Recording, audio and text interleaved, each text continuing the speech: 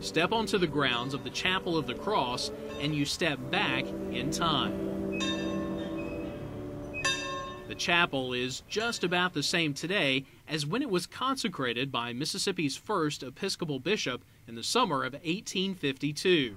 The church completed John and Margaret Johnstone's vision for their settlement in Mississippi, the Annandale Plantation. I think it's a little piece of the past, you know, a well-preserved little piece of the past. The chapel is an example of Gothic architecture. It's modeled after 14th century churches in the English countryside. Lumber from nearby oak trees were hewed by hand to make the beams of the church. The inside of the nave replicates the floor of an ark. The altar railing and bishop's chair are carved from oak imported from England, only now darkened with age. The baptismal font is fashioned from one piece of unpolished Italian stone. This is the place where generations have come to be baptized, to pray, to marry, and ultimately to leave their legacy. The Johnstones had two daughters. The younger girl, Helen, fell in love with a man named Henry Vick. She wanted to marry him, but her mother said she couldn't until her 21st birthday. But when that day arrived, there was no wedding at the chapel. Vick was killed in a duel 2 days before. So, on her 21st birthday, on what should have been her wedding night, she wore her dress to the torch-lit funeral procession of her fiancé.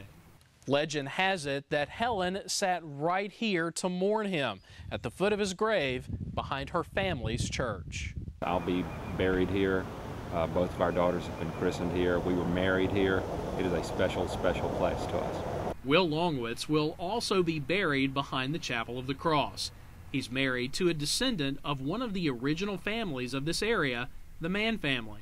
It's just a special place. There's something about the chapel you can't quite put your finger on, but there's a community and a history here that you can't find many other places.